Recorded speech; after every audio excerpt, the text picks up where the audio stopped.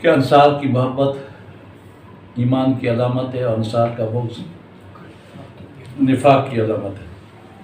اب سوال یہ پیدا ہوتا ہے کہ صحابہ کرام کے درمیان باہمی اختلاف ہوئے، تنازعات ہوئے، جنگ جمل ہوئی، جنگ صفین ہوئی، ادھر بھی صحابہ ادھر بھی صحابہ ادھر بھی صحابہ ادھر بھی صحابہ، عشرہ مبشرہ جنگ جمل میں حضرت طلحہ، حضرت زبیر بن عوام حضور کے پھوپھی کے بیٹے، اور عشرہ مبشرہ حضرت عائشہ کے ساتھ ہیں۔ حضرت عائشہ ام المومنین ہیں، بالاتفاق ان کی عمومیت کا انکار کفر ہے، قرآن کا انکار ہے، وازواجہ امہاتہم۔ اب جب دونوں لڑ رہے ہیں تو جو گروپ میں آدمی ہے اس کی تو محبت ہوگی ان کے ساتھ، اور جو گروپ کے باہر ہے ایک جماعت کا دوسرے کے ساتھ، اس کے دل میں تو بغض ہوگا۔ سمجھ آئے کہ نہیں ہے؟ جی۔ اب جو جنگ جمل میں ایک گروپ میں ہے، میں نام نہیں لینا چاہتا، اصل تو یہ سارا کچھ باغیوں نے کیا جنہوں نے حضرت عثمان کو قتل کیا تھا۔ یہ ان کی شرارت تھی، وہ کوفی اور بصری یہ سب لوگ تھے۔ تو بہرحال جو کچھ بھی ہے وہ تاریخی کتابوں میں کچھ سچا کچھ جھوٹا لکھا ہوا ہے۔ تاریخی کتابیں سچی نہیں ہوتی، جھوٹی ہوتی ہیں۔ اس لیے ہمارے حضرت صاحب کے بیٹے نے کہا تاریخ کو چھوڑ دو، قرآن و حدیث کو پکڑو۔ تاریخ میں تو جب ایک آدمی جس کا ذہن شیعوں سے متاثر ہے وہ اسی قسم کی تاریخ لکھے گا، اور جو دوسرے فرقے سے متاثر ہے خارجی ہو گئے وہ اسی قسم کی تاریخ لکھے گا۔ چونکہ اب تاریخ کی کتابیں اٹھائیں تو بدایہ و نہایہ الگ ذہن رکھتا ہے، اور دوسرے کچھ مورخ ہیں وہ الگ ذہن رکھتے ہیں۔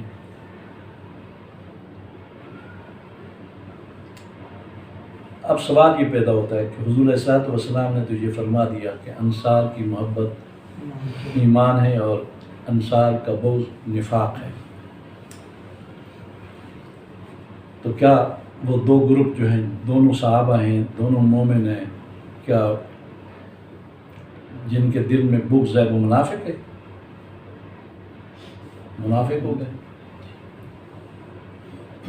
تو یہ جواب اس کا یہ ہے، ہمیشہ جواب یاد رکھنا کہ جن لوگوں کے دل میں بغض صحابہ ہے، صحابیت کی وجہ سے جہتیں ہوتی ہیں، وجہیں ہوتی ہیں، سبب ہوتے ہیں کہ صحابیت کی وجہ سے جن لوگوں کے دل میں بغض ہے صحابہ کا تو وہ منافق ہیں، اور صحابیت کی وجہ سے جن کے دل میں محبت ہے صحابہ کی کہ وہ رسول اللہ کے ساتھی ہیں، تو یہ ایمان کی علامت ہے۔ اصل تو بنیاد حضور علیہ السلام، معیار تو حضور علیہ السلام، اس لیے صحابیت کی بنیاد پر بغض اور محبت جانچی جائے گی، اور اگر آپس میں اختلاف اور تنازعات ہیں لیکن اس جہت سے نہیں ہیں، حقوق کے لحاظ سے ہیں، اور حضور اکرم صلی اللہ علیہ وسلم کے زمانے میں دو صحابہ آئے، ایک صحابی کا زمین پہاڑ کے اترتے ہی اونچی جگہ پر تھی اور دوسرے صحابی کی زمین اس کے بعد نیچے آتی تھی، تو دونوں میں جھگڑا ہو گیا۔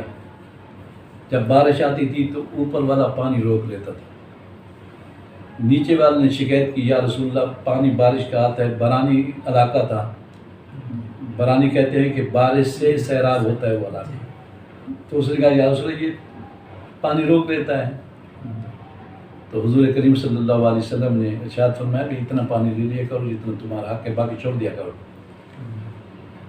تو وہ کہنے لگا یا رسول اللہ یہ بھی آپ نے جو فیصلہ کیا یہ تھوڑا، وہ کہتے وہ منافق تھا نیچے زمین والا جو تھا، اس نے کہا یہ اس لیے آپ نے فیصلہ کیا کہ اوپر کی زمین والا آپ کا رشتہ دار ہے، تو حضور ناراض ہو گئے۔ اس نے کہا اوپر والے کو کہ اب پورا پانی لے لیا کرو، اپنا حق پورا لے لیا کرو. میں تو احسان کی طرف اشارہ کر رہا تھا. اب اختلاف تو ہو گیا. اسی طرح پتہ نہیں کتنے آپس میں اختلاف ہوئے، قرآن کی آیات کے معنی میں اختلاف ہوئے. اسی طرح تو ان کا آپس میں اگر جھگڑا ہوتا تھا تو سب سے پہلی بات تو یہ بغض نہیں ہوتا تھا. بغض کہتے ہیں محبت کی ضد کو، نفرت دل میں آ جائے، یہ اس کو کہتے ہیں.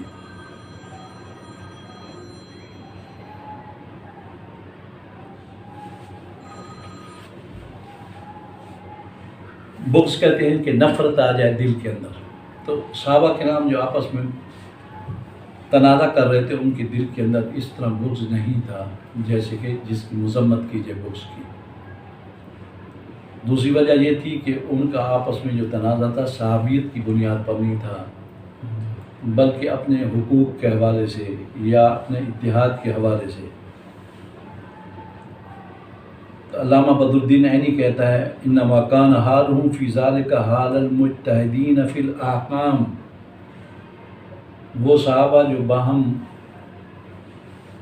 مشاجرات اور منازعات میں ملوث ہو گئے تھے، ان کا آپس کا اختلاف ایسے ہے جیسے کہ مجتہدین کا احکام میں اختلاف ہوتا ہے. امام اعظم کہتے ہیں کہ مسافر اگر چوری کرنے جا رہا ہے تو وہ بھی رعایت کا مستحق کہ وہ قصر کرے اور روزے افطار کر سکتا ہے. امام شافعی کہتے ہیں نہیں. وہ کہتا ہے کہ یہ جو سہولت ہے نا سفر کی، قصر کی اور روزے افطار کرنے کی، یہ نعمت ہے، اور جو سارق ہے وہ تو عاصی ہے، معصیت کا انعام تو نہیں ہوتا. وہ کہتے ہیں نہیں وہ پوری نماز پڑھے. بات پر امام ابو حنیفہ کہتے ہیں کہ اگر کوئی شخص اپنی ساس کو شہوت سے ہاتھ بھی لگا دے تو اس کی بیوی اس پر حرام ہو جائے گی. امام شافعی کہتے ہیں نہیں، حرام نہیں ہوگی. اب یہ سارے اختلافات اتحادی ہیں، فقہ بھری ہوئی ہے اتحادات سے. 4 امام ہیں جیسے میں نے کہا تھا شریعت کے. ایک اب اس میں علماء اہل سنت کے 2 گروپ ہیں. ایک کہتے ہیں دونوں مصیب ہیں، دونوں ثواب پر ہے. جو نفس العمل کے مطابق رائے ہے جس کی وہ بھی ثواب پر ہے، جس کی نفس العمل کے مطابق رائے نہیں ہے وہ بھی ثواب پر ہے. دونوں کو مصیب کہو. ایک گروپ یہ ہے. کیوں؟ اس لیے کہ جو جس کی رائے ثواب نہیں ہے وہ معذور ہے. کیوں معذور ہے؟ آپ کو اس کا بھی علم نہیں ہوگا. علم اصول فقہ میں حاصل ہوتا ہے. آج کل اصول فقہ پڑھایا نہیں جاتا، اور جو ذاکر ماکر یہ تو پڑھتے ہی نہیں ہیں. پڑھتے ہیں تو بددیانت کرتے ہیں، خیانت کرتے ہیں. لکھا ہے کہ مجتہد کے متعلق حکم یہ ہے کہ وہ جو چیز اس کے ظن میں غالب ہے قرآن و حدیث کی روشنی میں اس پر عمل کرنا اس کو واجب ہے. اس کا ایک سورہ کبریٰ بناتے ہیں مسلم ثبوت وغیرہ میں، ھذا ظنی وما وصل اذا ظنی فهو واجب علیہ. یہ میرا گمان ہے قرآن و حدیث کی روشنی میں کہ اس مسئلے کا حکم یہ ہے کہ انہوں مسئلہ ہوگی، اور جو میرا گمان ہے اللہ اور اس کے رسول کا حکم ہے کہ جیسے تمہارا گمان ہے اس پر عمل کرنا تمہاری واجب ہے. لہذا اس لیے میرے لیے واجب ہے کہ میں یہ حکم بیان کروں. ان کے اندر نفسانی خواہش نہیں ہوتی. بکواس کرتے ہیں کہ یہ سارے نفسانی خواہش والے لوگ ہوتے ہیں، غلط کہتے ہیں. وہ اللہ اور رسول کی رضا کے لیے اتحاد کرتے ہیں. اتحاد کے معنی ذہن دوڑاتے ہیں. قرآن و حدیث کی تمام آیات اور احادیث کے اندر، بخاری اور مسلم وغیرہ کی احادیث، یہ سب ان کو یاد ہوتی ہیں. ان کی روشنی میں وہ ذہن دوڑاتے ہیں، اور جو ان کا ظن ہوتا ہے ان پر اس کو عمل کرنا واجب ہوتا ہے. اس سے وہ سکوت اختیار نہیں کر سکتے، چپ نہیں کر سکتے.